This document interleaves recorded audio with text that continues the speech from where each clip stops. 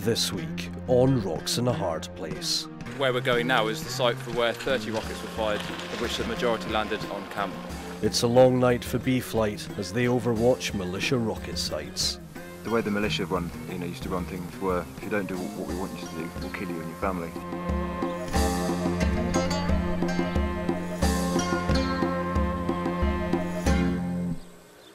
Although the indirect fire or IDF rocket attacks on the Cobb have decreased over the past few months, there are reports that militia rocket teams are still in the area.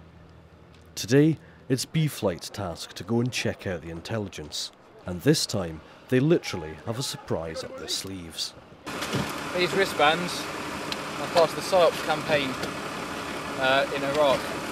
Basically they say responsibility brings honour in Arabic. So what we're trying to do is encourage the people of Iraq to take responsibility by handing out wristbands. But I'll have to wait and see if it works. Despite the various technological means of gathering intelligence, the flight can gain a lot of up-to-date local information simply by setting up vehicle checkpoints, or VCPs. We've stopped now, we're just going to set up VCPs, and then probably after about 10 minutes, foot patrol's going to move around the village. With the bracelets and checkpoint providing a distraction, one of B-Flight's sections can start patrolling the village towards a recent rocket launch location known as a point of origin or POO site. Yeah, this has been a hot spot for POO sites in the past. There's been a large number of rockets fired from this location, and where we're going now is the site for where 30 rockets were fired, of which the majority landed on camp. The people here recognise us, they're friendly to our faces, and yet militia still move in and amongst them without us knowing.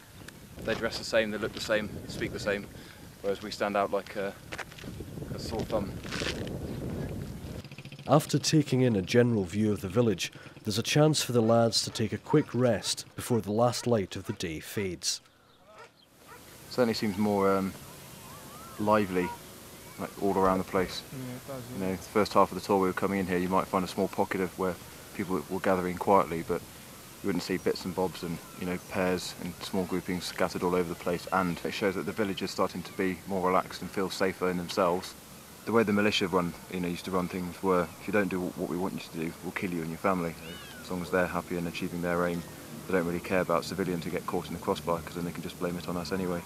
If we weren't here and if they weren't fighting us, they wouldn't have shot those civilians. So it's our fault anyway. They're watching the whole time, and that's when they'll strike.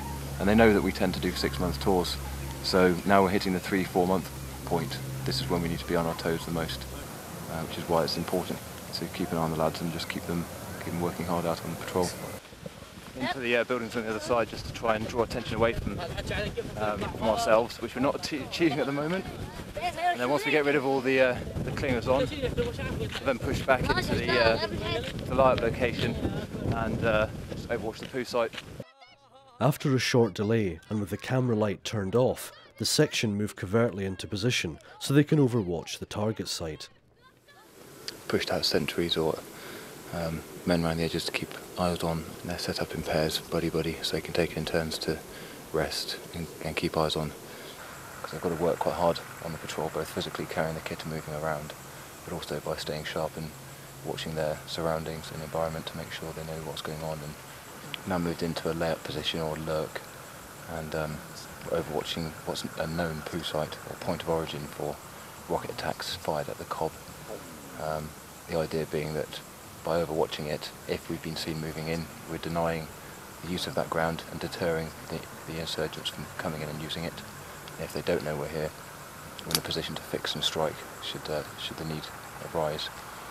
With the perimeter set and several hours of darkness left, it's now simply a waiting game for B-Flight. Next time on Rocks in a Hard Place. The slightest bit of evidence or trace of explosives the dog would pick up. Support weapons get a new member in the hunt for hidden rockets. I had a portable DVD player back at camp, and I had Star Wars on DVD, so I thought I'd come up and show them that. You should have seen their faces, they're like, oh my god.